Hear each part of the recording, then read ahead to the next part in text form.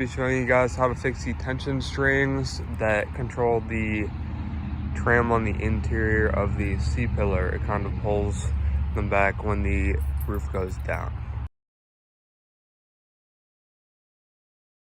So what you're gonna wanna do is put your roof into a position where the trunk is fully opened and the C-pillars are off of the car. So I'll just do that real quick for you guys. Your car should look something like this, so you have access to that C-pillar and trunk. Here's what you're gonna need for this fix. Some scissors, some kind of masking tape or Gorilla tape, a prying tool, a flathead screwdriver just works pretty well, some sort of pick tool. I'm using a very, very small file, and either rope or, in this case, very big zip ties to kind of hold the C-pillar trim in place. And I forgot, you're also going to need a T20. It's $25 off BCS Tuning. It's just a convertible top cable. So I'll put that in the description below so you guys can have a link to that. What you're gonna do is you're gonna remove either the broken or frayed string. It's just a little loop knot here. Just gonna take it all out. And to get this off, I just wound up cutting the metal piece so I don't have to deal with it. Just cutting that off and it comes right off. So I'll just do that real quick. Oh, and you're also gonna need some kind of small tool to kind of re-thread the string back through this hole. It's kind of a pain. Tension string piece, I already installed the other one. Just looks like that.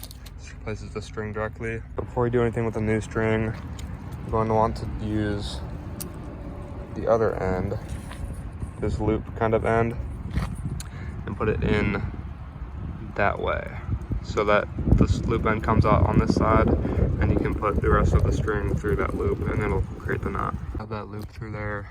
You just kind of want to grab the loop and ultimately pull the rest of the string and put it right through that loop right there. So now what you want to do is feed this through this little black plastic part, and then ultimately right through that little eyelet right there. It just slides kind of right through, and then you're going to drop this metal eyelet down this metal part.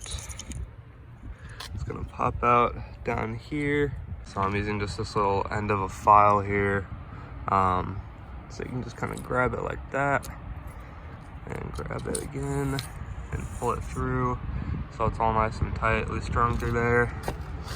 I'm gonna put it behind there, and you're gonna have to take off that little eyelet. You're also going to need a T20 to actually, you're gonna have to remove that little eyelet because that little screw stops the eyelet from going through there.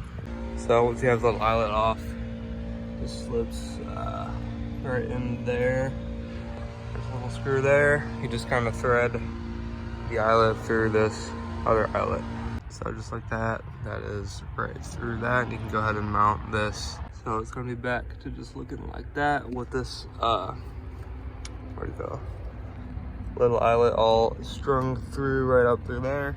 And you'll see it's going to fit perfectly in with that. Now you just kind of go ahead, slip that right in there.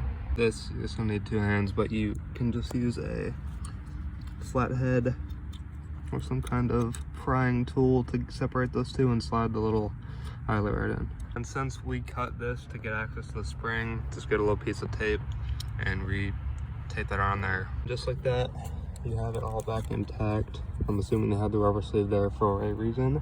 Now you can just go ahead and cut or release your zip tie or rope, and this will just kind of flap out. There will be the string all set up there. Then you should be all set. It's all completely done. All right, taped up. Now we can go ahead and put this thing down.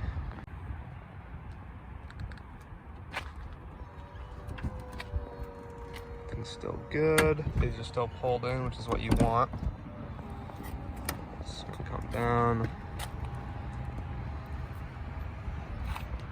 Now, as you can see, these are fully tucked in. You no longer have them stuck out there. So, just like that, it is completely fixed.